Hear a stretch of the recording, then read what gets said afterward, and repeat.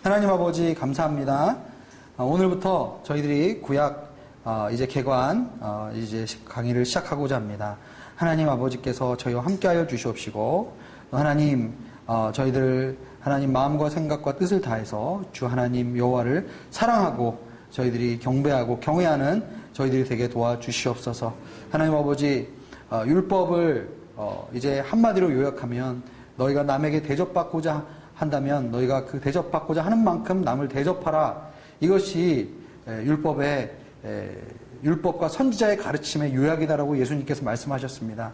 하나님, 우리가 10주 동안 이 강의를 들으면서 그 예수님께서 말씀하셨던 그 황금률이 하나님 이 구약에 어떻게 적용되는지 다시 한번 우리가 생각해 볼 수 있게 도와주시고 또 구약의 전체적인 가르침의 핵심이 무엇인지 저희가 잘 이해할 수 있도록 하나님 축복하여 주시옵소서. 무엇보다도 구약 성경을 읽으면서 예수님을 만나게 도와주시고 구약 성경을 통해서 성경을 이해하는 그 키가 예수 그리스도에게 있다는 것을 우리가 다시 한번 깨닫는 귀한 시간이 될 수 있도록 인도하여 주시옵소서. 감사드리며 예수님의 이름으로 기도합니다. 네. 자, 그러면 이제 성경에 대해서 잠깐 얘기하겠습니다. 자, 계시로서 이제 성경은 어떤 책인가? 성경은 계시라는 거죠. 계시, 그죠? 예, 계시. 계시는 뭐죠? 계시.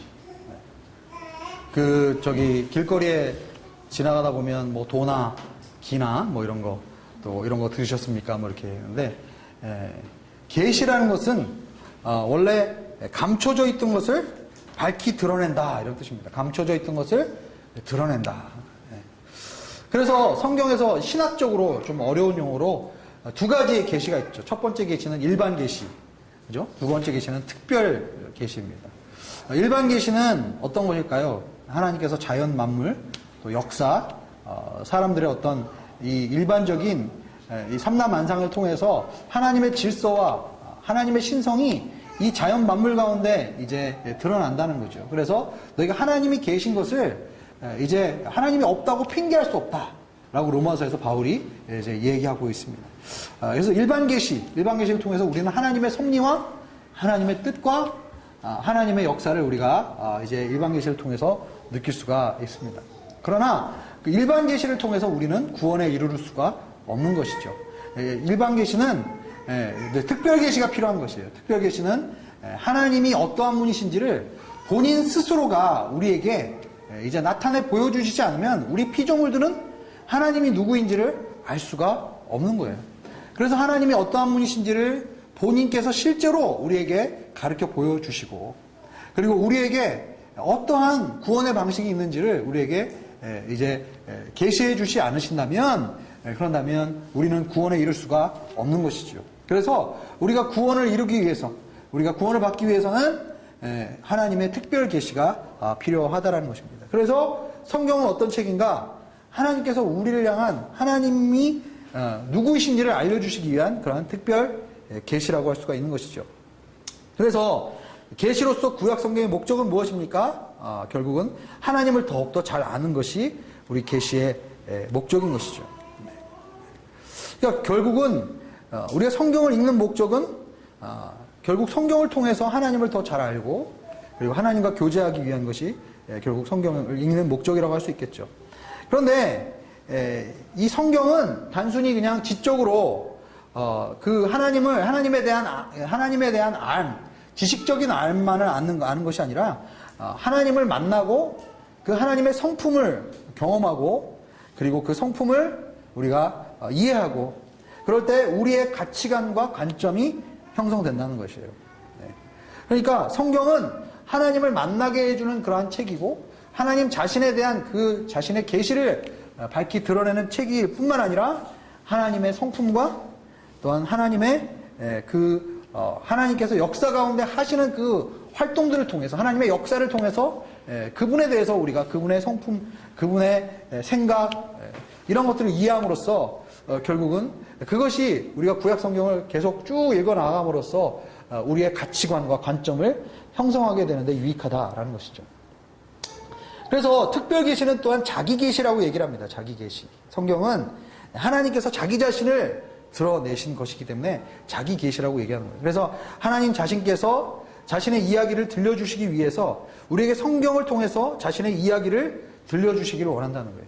요즘에 조직신학에서 이 스토리, 이 내러티브, 이 신학이 굉장히 요즘에 많은 이야기가 있어요. 그러니까 하나님이 이제 자기 자신을 이제 나타내는 방식이 이야기를 통해서 역사의 흐름 속에서, 시간의 순서 속에서 하나님이 움직이시고 하나님이 말씀하시고 하나님이 역사하시는 그러한 시간과 공간 속에서 하나님께서 어떤 하나의 드라마를 통해서 우리에게 나타나신다는 거죠.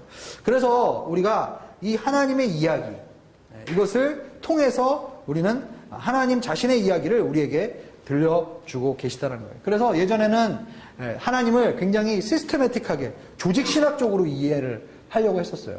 그런데 요즘은 조직신학적인 요소보다는 성경신학적인 요소로 하나님을 이해합니다. 무슨 얘기냐면 결국은 아까 얘기한 것처럼 하나님을 역사의 스토리 라인 속에서 마치 드라마에서 어떤 드라마 주인공을 만나서 그 드라마를 봄으로써 그 드라마 안에 있는 인물들의 그런 성격이나 이런 것들을 통해서 그 스토리가 주는 그러한 우리에게 교훈이 있잖아요.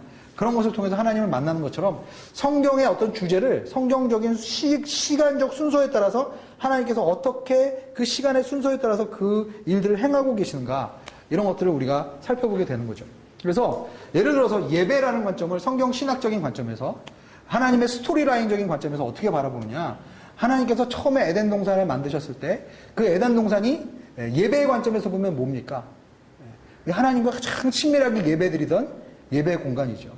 그래서 이 시간의 순서대로 하나님께서 이 예배라, 하나님과 인간과의 만남을 어떤 식으로 이 성경의 시간적 순서 속에서 이 예배라는 주제가 쭉 흘러가고 있는가를 우리가 살펴보는 그러한, 요즘에는 그러한 노력들을 많이 하고 있습니다.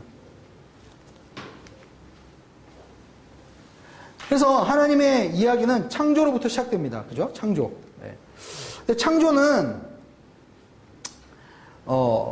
이제 이 세상이 어떻게 시작되었는가가 중심이 아니에요. 그러니까 많은 그 창조 과학자들이 이제 이것을 과학적인 지식으로 이렇게 그 창세기를 접근하는 경우가 있는데, 물론 그들의 믿음을 가지고 과학적인 지식을 증명하려고 하는 것이, 그런 노력들이 다 헛되다라고 얘기할 수는 없습니다. 그러나 근본적으로 사실은 창세기는 과학책이 아니죠.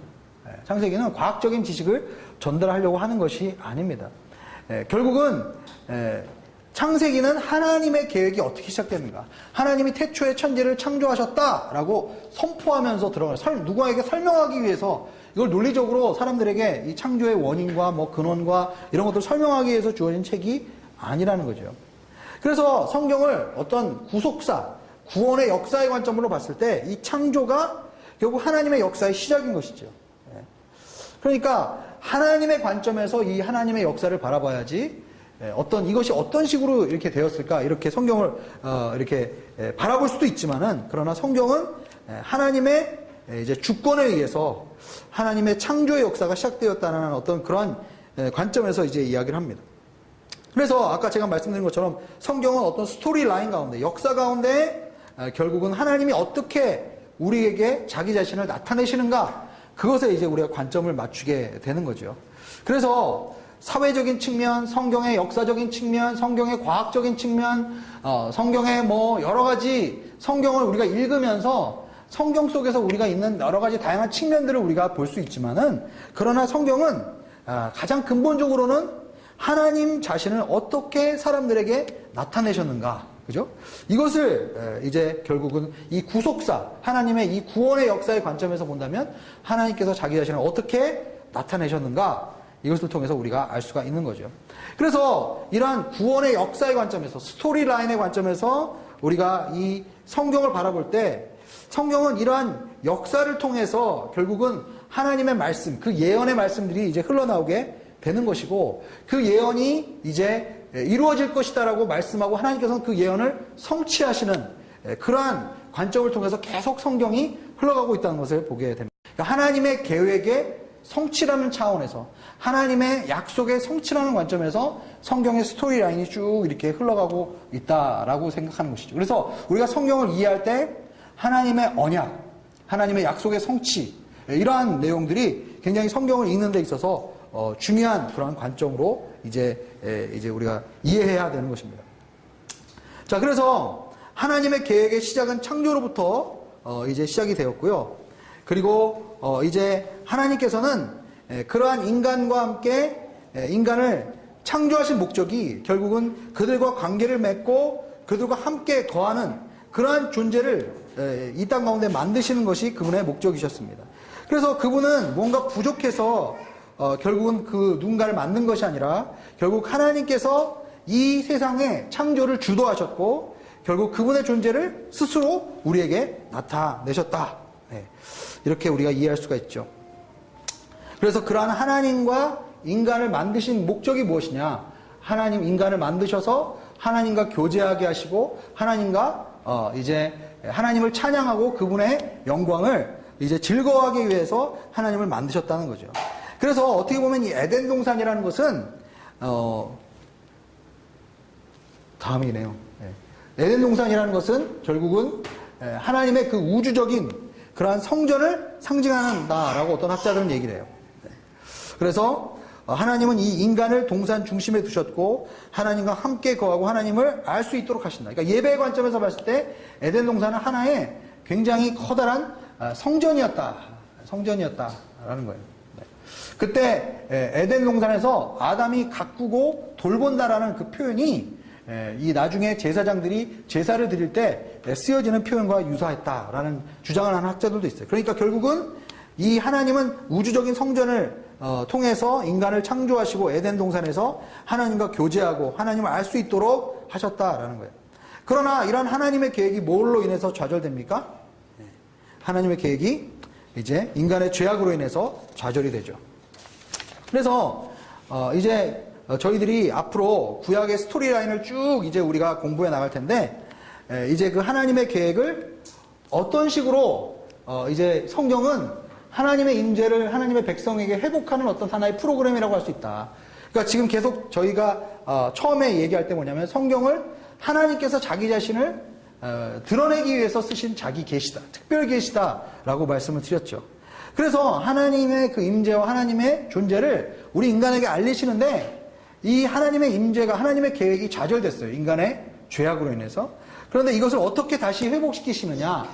이러한 단계로 에덴 동산과 언약과 출애굽, 성막, 성전, 성육신, 오순절, 새창조 이러한 주제를 통해서 하나님의 계획이 다시 회복되어지는 그러한 이제 스토리라인을 우리가 보게 됩니다. 그래서 나중에 이러한 내용들이 우리가 이제 물론 신약적인 5, 6, 7번은 신약적인 내용이지만은 전체적으로 성경을 우리가 어떤 한 가지의 틀을 가지고 성경을 이렇게 본다면은 이러한 주제들을 우리가 이제 중요하게 다뤄야 한다는 것을 우리가 다시 한번 기억을 하셔야 될 것 같고요.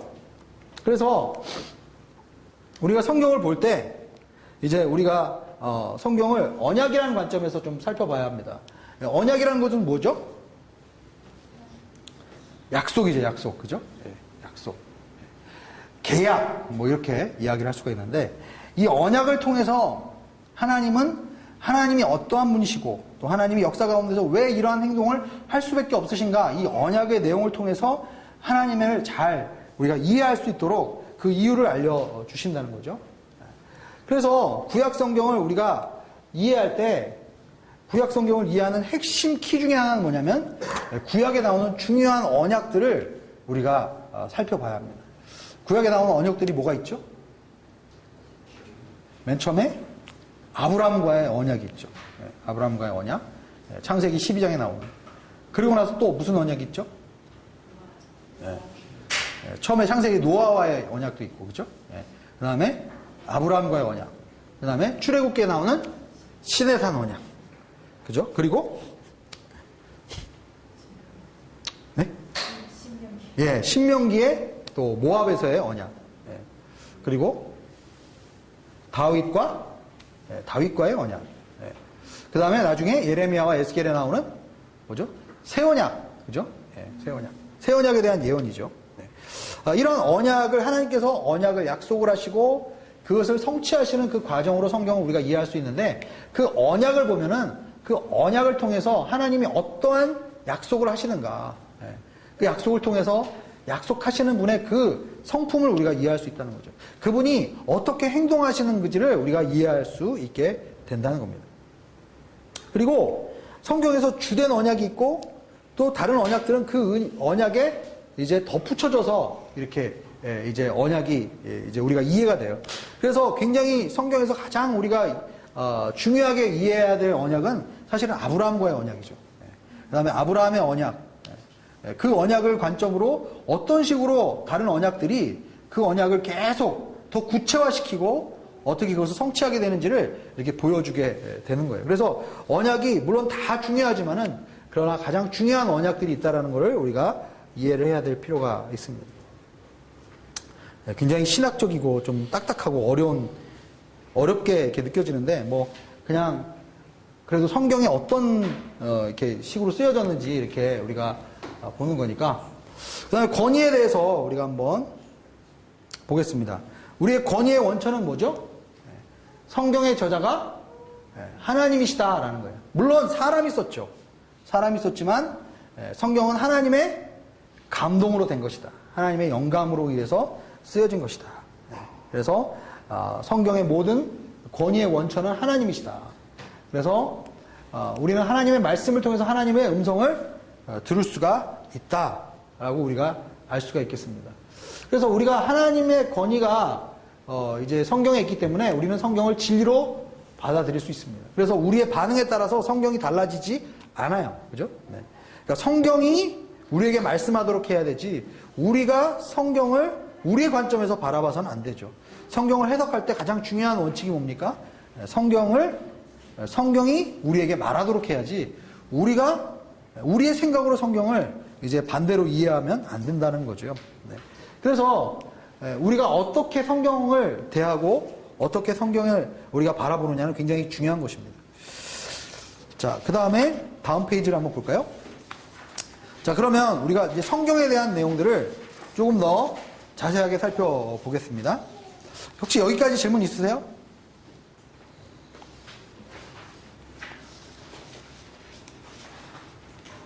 강사가 강의를 잘했거나 재미가 없거나 좋습니다. 그러면 성경의 기본적인 이 배경이었으니까 이거는 이제 그럼 오늘 이제 강의의 좀 주요 내용들을 이제 조금 더 살펴보겠습니다. 자, 구약 성경이 어떻게 형성되었는지를 우리가 한번 살펴볼까요? 구약 성서는 BC 1500년에서 BC 500년 사이에 쓰여졌습니다. 1000년이 넘는 기간 동안에 쓰여졌습니다. 40여 명의 저자가 참여했고요. 네. 그리고 우리가 말한 것처럼 구약 모든 성경은 하나님의 감동에 의해서 쓰여졌습니다. 네. 구약 성경은 어떤 언어로 쓰여졌을까요? 네. 히브리어로 쓰여졌죠. 네. 대부분이 고대 히브리어와 성서 히브리어 이 두 가지가 이제 히브리어죠. 그리고 아람어로 쓰여졌습니다. 다니엘서 같은 경우는 일부가 이제 히브리어가 아닌 언어로 쓰여진 것들이 있습니다. 그러나 대부분은 히브리어로 쓰여졌습니다. 이제 나중에 이제 마조라 이제 사본이 나오는데 이 마조라 사본이 이제 AD 100년 이후부터 이제 마조라 사본이 나옵니다. 원래 이 구약 성경은 원래 아랍어도 그렇지만 이 히브리어는 모음을 잘 안 씁니다. 원래 히브리어 이 사본들을 보면 이 자음만 돼 있어요. 자음만. 우리가 자음만 이렇게 적어 놓으면은 이게 이해하기가 쉽지 않죠. 그런데 구약에 있는 히브리인들은 그 자음만을 보고 이해를 했어요. 그래서 나중에 이제 이 마조라 이 사본을 쓴 서기관들이 이 밑에다가 다 음가를 단 거예요. 그래서 지금 이제 우리가 나와 있는 마조라 텍스트라는 이제 그 히브리어 성경을 우리가 보면은 다 밑에 이제 모음이 찍혀져 있습니다. 근데 모음을 찍는 과정에서, 그죠? 이제 조금 성경이 조금 이제 이해가 달리 되는 부분들이 있겠죠. 근데 재밌는 거는 이 서기관들이 이 성경을 이렇게 전승하고 이걸 기록하는 과정이 굉장히 이 히브리인들이 굉장히 치밀합니다. 심지어 서기관들은 성경이 이제 몇 자로 구성되어 있는지 그걸 다 알고 있어요.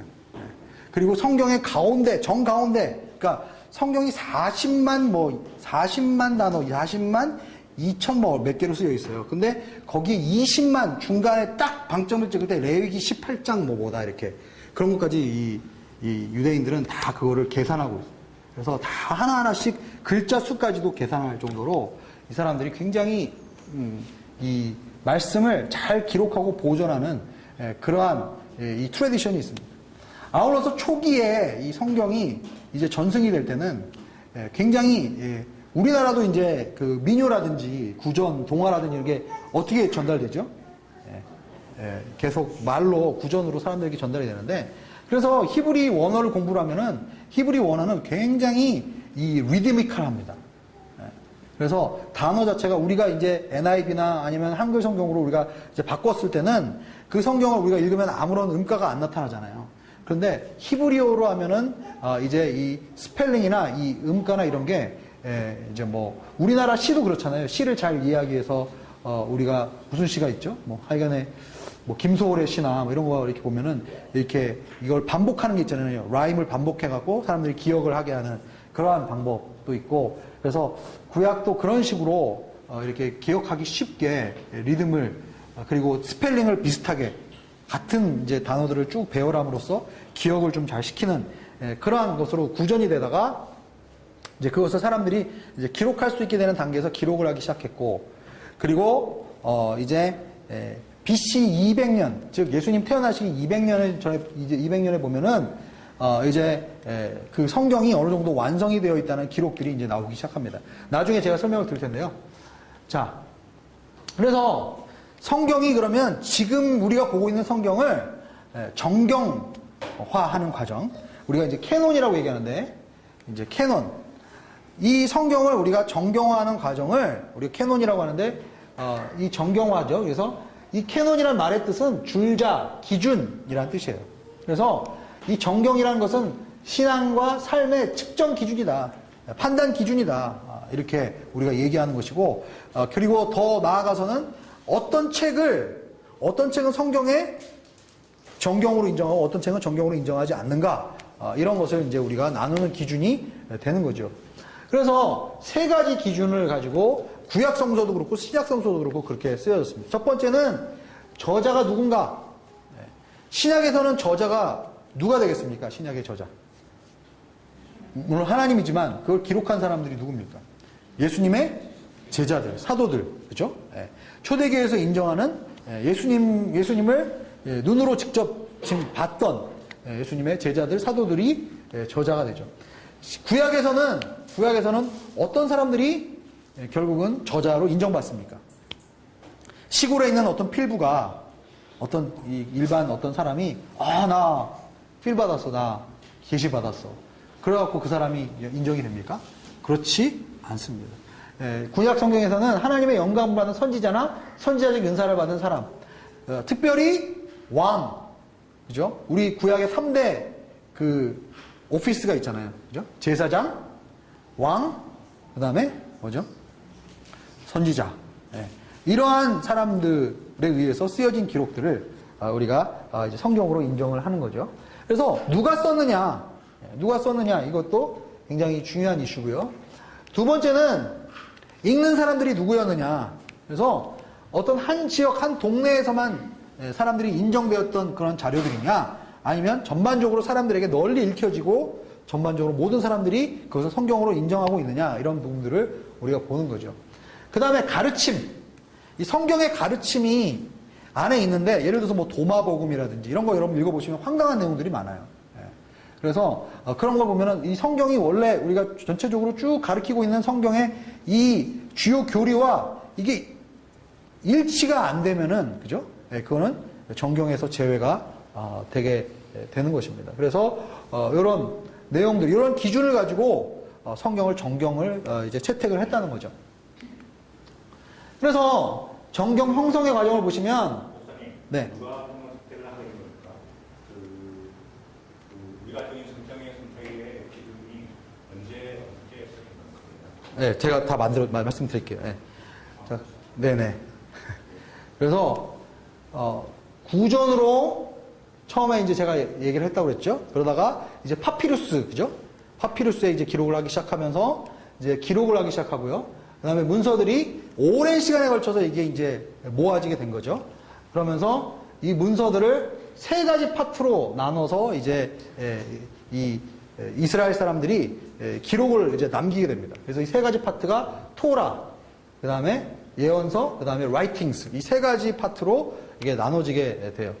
그래서 이제 예수와 벤 시크라라는 그 사람의 기록에 보면은 BC 200년경에 이미 유대인들은 정경이 39권과 세 파트로 나눠서 존재했다라는 것을 대체적으로 다들 인정하게 되는 그러한 그 문서 자료들이 나오게 돼요.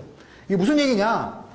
보통 얌리아 랍비웨이라고 해서 AD 90년에 이제 랍비들의 공의에서 사실은 최종적으로 이 구약 성경 39권을 정경으로 채택을 했습니다. 그래서 아까 질문에 답을 한다면 얌리아 회의. 얌리아는 어디 있냐면 이스라엘 남서쪽에 있어요. 남서쪽에 있고 그리고 이제 AD 70년에 성전이 몰락하면서 얌리아의 랍비들이 많이 모이게 됩니다. 그래서 AD 70년 이후에 성전이 몰락한 이후에 이스라엘의 종교적인 중심 도시가 얌리아예요. 그래서 얌리아라는 도시에서 90년도에 랍비들이 모였는데 그때 회의 내용을 들어보면 댄 브라운이 얘기하는 뭐죠? 댄 브라운 뭐죠? 소설 요즘에 뭐죠? 갑자기 생각이 안 나네. 성경 막 조작됐다 이거 얘기하는 소설 있잖아요. 다빈치 코드. 그 코드 보면은 이제 다빈치 코드에는 어떻게 나옵니까? 성경을 이제 어떤 랍비들이 그죠? 랍비들이 그 주도 세력이 있는데 그 세력들이 자기들의 어떤 이익이나 이런 걸 맞게 성경을 이제 그거에 맞게 편집하고 조작했다. 이런 게 이제 다빈치 코드의 그런 내용인데 사실은 얌리아 회의에서 어떤 게 있었냐면은 이것을 그 회의에서 어떤 책은 버리고 어떤 책은 인정하고 이런 게 아니라 이미 오랜 역사를 통해서 성경이 이렇게 널리 인정되어 왔던 거를 이제 공식적으로 인정하는 그러한 종류의 회의였다라는 거예요. 그 회의 내용이. 그러니까 댄 브라운이 얘기하는 거랑은 전혀 다르죠. 왜냐하면 제가 아까 말씀드린 것처럼 BC 벌써 200년이 되고 그 다음에 BC 300년에 이미 70인역이 있어요. 70인역. 알렉산드리아에서 70명의 이제 랍비들이 이 히브리어 성경을 헬라어로 번역해서 가지고 있던 것을 우리가 70인역이라고 얘기합니다. 영어로 셉추진이라고 얘기하는데 LXX 이렇게 표현을 하는 성경이 이제 셉추진이에요. 근데 BC 300년이면 그죠? 벌써 예수님 태어나시기 300년 전에 있죠. 근데 이 셉추진이 벌써 모아졌을 당시에 벌써 39권의 책들이 이미 그런 형태로 일단 모아져 있었다는 것을 알게 됩니다. 그러니까 이게 누군가에 의해서 한 사람이 딱 이걸 선택한 것이 아니라 아까 이 정경의 기준, 우리가 보통 이런 기준에 따라서 이런 것들이 오랜 시간에 걸쳐서 이렇게 이제 모아졌다라는 것을 우리가 보여지게 되고 그 70인역보다 훨씬 더 오래된 게 뭐죠? 사해사본, 그죠? 쿰란, 이스라엘 가면 이제 농부가 1947년도인가요? 이제 농사를 하다가 이제 발견을 하게 되죠. 그래서 이제 그 사해사본, 이제 쿰란 동굴에서 이 사해사본을 발견하게 되는데 이 사해사본은 이 셉추진보다 훨씬 더 오래 전에 저희들이 그거를 추정을 해요. 그러니까 BC 300년보다도 훨씬 더 오래 전에 가지고 있던 사본이죠. 즉 당시에 이 SN파, 그죠? 세례 요한과 같이 예수님 당시에 동굴이나 이런 데서 이제 자기네들의 신앙 순수성을 지키기 위해서 있던 그런 이 SN파가 그 공동체에서 가지고 있던 성경 그 사본이 바로 사해사본이었다는 거예요. 이 사해사본은 이사야서 일부를 제외하고는 모든 성경의 이 사본들이 잘 보관이 되어 있습니다. 그런데 그 내용들을 보면은 이 지금 마조라 텍스트 AD 100년도에 나온 이 서기관들이 이 밑에 자음에 모음가를 찍어서 했던 그 마조라랑 거의 내용이 이제 일치하는 걸 볼 수 있어요. 그래서 이 사해사본을 발견하면서 그때 이제 성경 성서 고고학에서 이건 하나의 신기원이다. 그러니까 성경이 그렇게 오랜 시간 동안에 이미 벌써 얌리아 종교회의에서 채택한 것이 아니라 이미 벌써 한 400~500년 전부터 그런 식으로 유대인들이 이런 성경을 이제 보관해서 이렇게 성경의 자료가 있었다는 것을 우리에게 가르쳐주는 그러한 내용이 됩니다. 네, 또 그러면 주이시 유대교와 그 가톨릭과 우리 기독교의 구약은 똑같습니까? 다르죠. 예. 자, 그럼 그거를 더 말씀드리겠습니다. 자, 그 다음 볼까요? 자, 성경의 구성을 한번 살펴보겠습니다. 자, 유대인들이 보는 지금 39권의 성경과 저희 개신교에서 보는 성경의 39권이 일치합니다. 그죠? 그리고 카톨릭에서는 뭐가 있죠? 카톨릭에서는 외경이 있죠, 외경. 외경이 있어서 더 성경이 많습니다. 44권인가 그렇죠? 그래서 이제 구약을 봤을 때 카톨릭은 외경을 더 추가를 하게 되고요. 자, 그러면 유대 성경과 개신교 성경의 차이는 뭐냐? 순서가 달라요, 순서가. 그리고 성경을 묶는 방법이 다릅니다. 예수님이나 신약의 사람들은 다 성경을 이렇게 세 가지로 봤습니다. 토라가 이제 가르침이란 뜻이죠. 토라, 그 다음에 두 번째가 선지서, 세 번째가 writing, 그죠? 성문서, 쓰여진 글이다, 이런 책인데요. 그래서 토라나 개신교나 유대교나 이 율법은 똑같아요. 창세기, 출애굽기, 레위기, 민수기, 신명기 똑같습니다. 이건 모세 오경이라고 우리가 보통 얘기하는 거죠. 구약에 있어서 가장 파운데이션 한 것이고, 그 다음에 이제 유대인들은 여호수아, 사사기, 사무엘상하, 열왕기상하도 선지서로 봤습니다. 선지서로. 그리고 이사야부터 말라기의 모든 예언서가 이제 여기 이게 이제 선지서, 후선지서라고 보통 이야기를 합니다. 두 개로 굳이 구분하자면. 그래서 이거를 선지서라고 보고요. 그 다음에 마지막 이 성문서 부분에 욥, 시편, 잠언, 전도, 아가서, 룻기, 에레미야, 에가, 에스더, 다니엘, 에스라, 느헤미야, 역대상하, 이렇게 해서 라이팅을 이렇게 구분을 합니다. 네. 그래서 여기 보면은 이 유대인의 성경의 가장 마지막 책은 역대하예요. 유대인들 이 히브리어 성경의 가장 맨 마지막은 역대하입니다. 역대하에 보면 마지막에 이제 하나님의 성전을 회복하고 마지막 이제 하나님의 성전의 소망에 대한 그런 내용이 나오기 때문에, 그래서 유대인들의 성경의 배치가, 순서가 우리 개신교 성경이랑은 좀 배치가 달라요. 그러나 39권 내용은 똑같습니다. 그러니까 지금 개신교에서 쓰고 있는 이제 성서와 지금 그 유대교에서 쓰고 있는, 유대인들이 쓰고 있는 성경 39권이 일치하죠. 그러면 왜 카톨릭은 외경을 이제 더 추가를 하게 됐는가? 외경은 이제 성경을 번역하는 과정 속에서 탈굼이라는 책이 있습니다. 그 탈굼을 이제 라틴어로 번역하는 과정에서 그 외경이라는 책들이 탈굼 속에서 있었어요. 그 탈굼을 라틴어로 번역하면서 이제 그 외경을 이제 주로 바티칸에서 쓰는 성경이 라틴어 성경이었잖아요. 그래서 이제 그 라틴어에 나와 있는 이 탈굼 거기 나와 있는 외경들을 더 이제 구약 성경에서 추가를 이제 카톨릭에서는 추가를 하게 되었습니다. 그래서 카톨릭은 이제 외경까지도 보고 있는데, 그런데 이제 개신교는 이 유대교에서 아까 얘기했듯이 제가 벤 예수와 시라크라든지 이런 초기의 저작들을 보면은 유대인들이 보통 이제 39권의 구약 성경을 이제 정경으로 인정했다라는 그러한 전통적인 견해를 저희가 따르는 거죠. 그리고 이제 우리 개신교에서는 우리는 보통 이렇게 알고 있죠, 그죠? 율법은 모세 오경이고 역사서는 여호수아부터 에스더까지, 그죠? 이거 우리가 읽는 성경의 순서대로 지금 되어 있는 거죠. 그 다음에 시가서는 욥, 시편, 잠언, 전도, 아가서, 그죠? 그 다음에 선지서는, 대선지서는 뭐라고 그래요? 이사야부터 다니엘까지가 대선지서, 소선지서는 호세아부터 말라기까지가 소선지서로 이렇게 구분이 됩니다. 메이저 프로페트, 마이너 프로페트 이렇게 되죠. 그래서 메이저 프로페트들이, 대선지자들이 그 예언의 양이 많죠, 그죠? 훨씬 더 포괄적이고, 소선지서는 뭐 에돔에 대한 예언이나, 그죠? 그다음에 뭐 어떤 그 아수르에 대한 예언, 뭐 그죠? 이렇게 좀 훨씬 더 범위가 이렇게 제한적이죠. 자, 그러면 성경의 구분은 여기까지 했고요.